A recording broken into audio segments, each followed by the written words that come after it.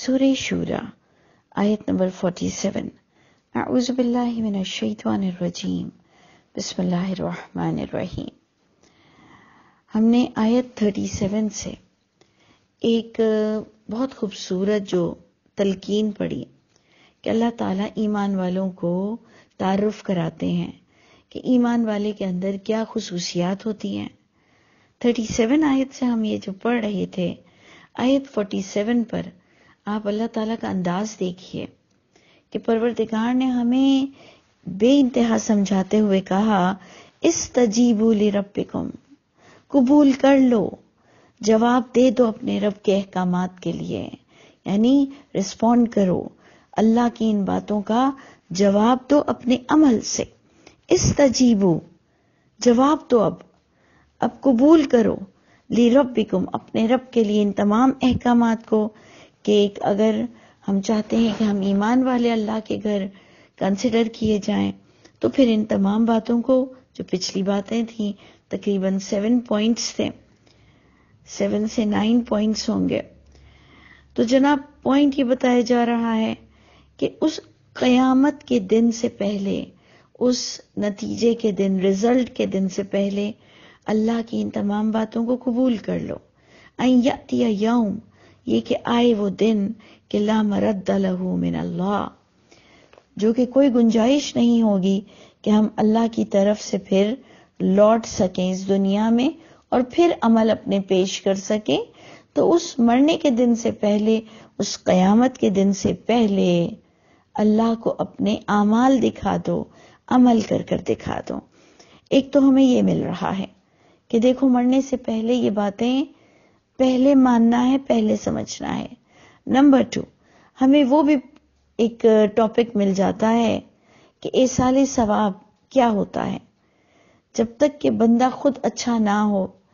تو پھر اس کی اچھائیاں اس کا پیچھا کریں گی۔ اگر وہ ایک اچھے انسان کی حیثیت سے مرتا ہے تب کہیں جا کر قرآن سے ہمیں یہ ملتا ہے کہ پھر اس کی اچھائیاں اس کا پیچھے رہیں گی۔ لیکن ایک انسان اچھائیاں تو کرتا ہے لیکن اس حال میں مرتا ہے کہ وہ کمپلسری سبجیکٹ میں یا ایک گناہگار کی حیثیت سے مرتا ہے، اور وہ گناہ جو اللہ نے کبیرہ گناہوں کو بتایا، جو کہ انسان کو خود کو بھی ایک اللہ نے سوچ اور سمجھ دی کہ کبیرہ کیا ہوتے ہیں، کہ جس کے بغیر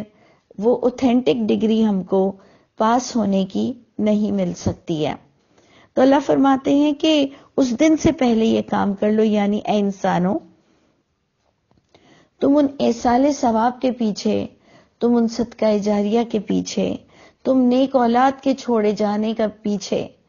اپنے اعمال کی کوتاہی مت کرو، کیونکہ یہ آپ کے اور میرے پیچھے چھوڑے ہوئے نیک اعمال، نیک اولاد، نیکیاں، یہ اسی وقت ہمیں زیادہ فائدہ دیں گی جب ہم خود بھی نیک لوگوں کی حیثیت سے انتقال کریں گے، منتقل ہوں گے، ڈیتھ ہوگی ہماری نیک لوگوں کی صورت میں۔ تو دیکھیں بڑی خوبصورت مجھے یہ بات لگتی ہے۔ ساری بات بتانے کے بعد اللہ تعالیٰ فرماتے ہیں، استجیبو، قبول کر لو، عمل کر لو، لربکم، اپنے رب کی رضا کے لیے کر لو کہ پھر وہ لوٹنے کی کوئی گنجائش نہیں ہے۔ ما لکم من ملجأ، نہ ہی کوئی جائے پناہ ملے گی، یومئذ، اس دن، وما لکم من نذیر، وما لکم من نکیر، اور نہ ہی تمہارے لیے کوئی انکار کی صورت ہوگی، یعنی ساری چیزیں تمہیں دکھا دی جائیں گی اور اس دن تم کچھ بھی نہیں کر پاؤ گے۔ تو یہاں پر آیت میں غور کریں، مرنے سے پہلے، مرنے سے پہلے بار بار ہم کو اور آپ کو تلقین کی جا رہی ہے کہ وہ بعد میں سوچو کہ میری کون سی نیکیاں مجھے، جو غیر میری توسط سے کریں گے، میری بتانے کی وجہ سے کریں گے، اس کا ثواب مجھے ملے گا، میری مسجد بنانے کا ثواب ملے گا، میرے مدرسے کھولنے کا ثواب ملے گا، لیکن وہ ہر وقت ہر اس شخص کو تب ملے گا جب وہ اس حیثیت سے اس کا انتقال ہوگا کہ وہ خود ایک اچھا انسان ہوگا۔ مجھے یہ بات کم از کم ایسے ہی سمجھ آئی۔ فَإِنْ أَعْرَضُوا، اور اگر تم اعراض کرتے ہو، بس اگر تم ان اچھی باتوں سے منہ پھیرتے ہو، عمل نہیں کر کر بتاتے، تو اے محمد صلی اللہ علیہ وسلم فما ارسلناک علیہم حفیظا، ہم نے آپ کو نہیں بنا کے بھیجا ان پر نگران، یعنی ہم نے آپ کو ان پر نگران بنا کر نہیں بھیجا، اور نبی کریم صلی اللہ علیہ وسلم نے اپنا وقت مقرر ادا کر کے اس دنیا سے اپنے رب کے پاس جا چکے ہیں۔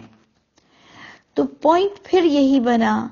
کہ چاہے وہ اس زمانے کے لوگ ہوں، چاہے آج کے زمانے کے لوگ ہوں، نبی انبیاء کرام حفاظت اس طرح سے نہیں کر سکتے کہ انہیں نیکیوں پر مائل کریں۔ انسان خود اپنی نیکیوں پر خود مائل ہوگا، وہ جب تک خود نہیں کرے گا اس کی قبولیت کسی صورت نہیں ہو سکتی۔ اور پھر اور بھی آپ دیکھیں کہ کتنا کلیئر بتا دیا گیا، ان علیک الا البلاغ، آپ کو بھیجا گیا ہے، یعنی نبی کریم صلی اللہ علیہ وسلم سے اللہ مخاطب ہو کر کہتے ہیں کہ ان علیک الا البلاغ، نہیں آپ پر ذمہ داری مگر پہنچانے کی ذمہ داری ہے۔ آپ کسی کو زبردستی عمل نہیں کرا سکتے۔ تو آپ خود دیکھ لیجئے کہ ہمارے دم، ہمارے تعویذ، ہمارا پھونکنا کیا کسی کی حالت کو بدل سکتا ہے، کیونکہ اللہ کا یہ کلیئر قانون ہے کہ اللہ اس کی حالت کو نہیں بدلتے جو اپنی حالت کو خود نہیں بدلے گا۔ اور اسی کے ہی ساتھ آگے بتایا یہ جا رہا ہے کہ وَإِنَّا إِذَا أَذَقْنَا الْإِنسَانَ، انسان کی حالت یہ ہے کہ جب بے شک ہم جب چکھاتے ہیں ہم انسان کو، منا ہمارے پاس سے رحمت، دیکھیں اس میں بہت امپورٹنٹ چیز ہے منا، کہ ہم جب اپنے پاس سے یوں ہی انسان کو رحمتوں سے خوشیوں سے نواز دیتے ہیں، فریحا بہا، بہت خوش ہو جاتا ہے ان نعمتوں کو لے کر، بلکہ لوگوں نے ترجمہ یہ کیا، کیونکہ کمپیریزن یہ ہے کہ کفر کرنے لگتا ہے تکلیف میں تو خوشیوں میں اترانے لگ جاتا ہے۔ تو ہمیں کیا کرنا چاہیے؟ ہمیں یہ سوچنا چاہیے کہ ہمیں جو بھی خوشیاں ملی ہیں یہ فقط اللہ کی عطا ہے، اپنے عمل کو کریڈٹ نہ دے جائیں۔ مجھے جو بات سمجھ آئی، کیونکہ آگے جو آیت کمپلیٹ ہوئی وہ اس طرح سے ہے کہ جب ہم انسان کو، اور دیکھیں 3 دفعہ آ رہا ہے کہ بے شک ہم جب چکھاتے ہیں ہم انسان کو، ہم اپنے پاس سے رحمت کا مزہ چکھاتے ہیں تو اترانے لگ جاتا ہے، پھولا نہیں سماتا، بہت خوش ہو جاتا ہے۔ ٹھیک ہے، یہاں تک تو بات ہمیں سمجھ آ گئی کہ خوش ہونا بھی چاہیے، خوش نہیں ہونا بھی ناقدری ہوگی۔ لیکن آگے کی آیت نے اس کا ہمیں کمپیریزن سکھا دیا کہ وَإِن تُصِبْهُمْ سَيِّئَةٌ، اور لیکن جب اسے پہنچتی ہے کوئی برائی، بِمَا قَدَّمَتْ أَيْدِيهِمْ، بسبب جو اس کے ہاتھوں کی کمائی تھی، لوگوں کے ہاتھوں کی کمائی کی وجہ سے جب انہیں تکلیف پہنچتی ہے، تو اس آیت میں ہمیں سمجھنے کو کیا ملا کہ جیسے اللہ نے کہا کہ خوشیاں ہمارے پاس سے ہم عطا کرتے ہیں، تو پتہ یہ چلا کہ تکلیف اللہ اپنے پاس سے یوں ہی نہیں دے دیتے ہیں۔ یہ انسان کے ہاتھوں کی کمائی کی تکلیف انسان برداشت کرتا ہے، اور ایک جو آزمائشیں ہیں جو اسے جنت میں پہنچنے کے لیے جیسے اوتھینٹک ڈگری کا ہونا ضروری ہے، ایسے ہی کچھ وہ تکالیف آئیں گی جس میں اگر آپ سوچ لیں کہ چلیں ہمارے اور آپ کے کوئی گناہ نہیں شامل، جیسے انبیاء کرام پر مشکلات آئیں، تو قرآن میں 2 ہی طرح کی مصیبت بتائی گئی، یا انسان کے اپنے ہاتھوں کی کمائی سے اس پر مشکل آتی ہے، یا ایک وہ مشکلات ہوتی ہیں جو کہ جنت حاصل کرنے کے لیے ہمارا امتحان لیا جائے گا۔ لیکن اس آیت میں کم از کم جو ہم سورہ شورى کی آیت پڑھ رہے ہیں، اس میں اللہ تعالیٰ نے کچھ اس طرح سے کمپیئر کیا کہ ایک انسان کو خوشیاں میں دیتا ہوں، جو کہ پچھلا بھی ہمارا ٹاپک تھا کہ میں کئی دفعہ معافی کے بعد تمہیں پکڑتا ہوں، آپ کو یاد ہوگا کہ واعف عن کثیر، اللہ تعالیٰ نے جو یہ ایک ٹرمنالوجی یوز کی کہ میں تو تمہیں کئی گناہوں سے معاف کر کے پھر پکڑتا ہوں. تو اس آیت میں خاص یہ اجاگر کیا جا رہا ہے، جو مجھے سمجھ آ رہا ہے، کہ انسان کو جب رحمت ملتی ہے تو اترار لیتا ہے، اپنے اعمال کو، اپنے علم کو، اپنے آپ کو کریڈٹ دیتا ہے، اپنے صدقات کو کریڈٹ دیتا ہے. لیکن جب اس کو اپنے ہاتھوں کی، اپنے گناہوں کی وجہ سے، اپنے ہاتھوں کی کمائی کی وجہ سے جب اللہ تکلیف دیتے ہیں کئی دفعہ درگزر کرنے کے بعد، تو فَإِنَّ الْإِنسَانَ كَفُورٌ، پس پھر انسان کفر کرنے لگتا ہے. تو کیا کرنا چاہیے ہمیں؟ اس آیت میں کیا میسج مل رہا ہے کہ جو خوشیاں ملے تو سلیمان علیہ السلام کی طرح ہمیں کہنا ہے ھذا من فضل ربی، یہ فقط میرے رب کا فضل ہے، کوئی میری کریڈٹ کچھ نہیں جا سکتے، فقط میرے رب کی عنایتیں ہیں. اور جب تکلیف آ جائے تو اسے کفر نہیں کرنا، مایوسی نہیں دکھانی. آپ دیکھیں ہمارے ہاں کہا جاتا ہے مایوسی کفر ہے. تو اگر آپ اس کا یہ بھی ترجمہ لے لیں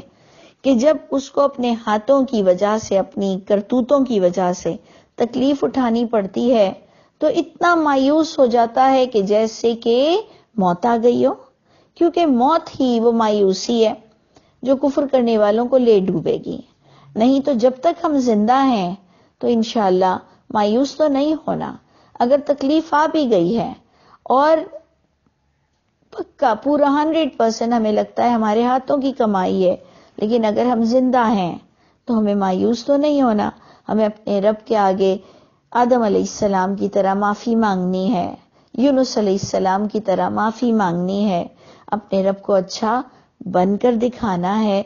یا غلط ہم سٹیٹمنٹ یوز کرتے ہیں کہ میرے ساتھ ایسا ہوا، میں نے ایسا کیا کیا تھا، میرے ساتھ ہمیشہ ایسا ہی ہوتا ہے اور پتہ نہیں اللہ کہاں ہے. اس طرح کی ہم مایوسی کے کفر کے سٹیٹمنٹ کہتے ہیں. تو اللہ فرماتے ہیں کہ اگر تم اس وقت معافی مانگ لو اور اپنی ہی جان پر، اپنی ہی نفس کو فوکس کرو، دوسروں پر الزامات مت ڈالو، دوسروں پر الزامات مت ڈالو، جو کہ ہم نے پچھلی بھی آیتوں میں دیکھا کہ انسان کی سائیکالوجی ہے کہ وہ اپنی تکلیف جب دوسروں پہ تھوپنے لگ جاتا ہے تو پتہ نہیں کیوں اسے تھوڑا درد کم محسوس ہوتا ہے. یہ تو ہماری اپنی بنائی ہوئی سائیکو ہے کہ ہم دوسروں پہ الزام دیں، دوسروں کو گالیاں بکیں،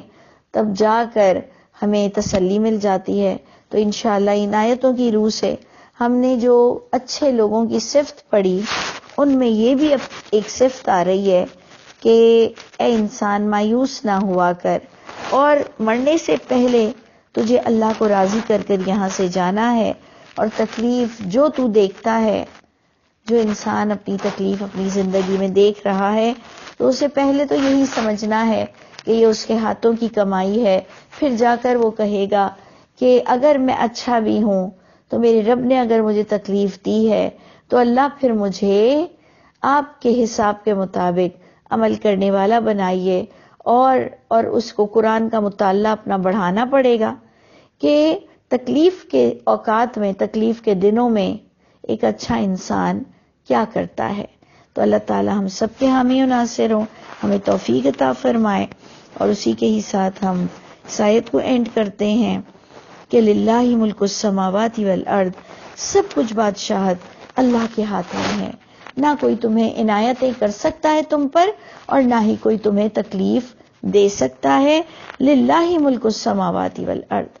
بادشاہت اس اللہ کے ہاتھ میں ہے. یخلق ما یشاء، وہ جو چاہتا ہے جیسے چاہتا ہے پیدا کرتا ہے.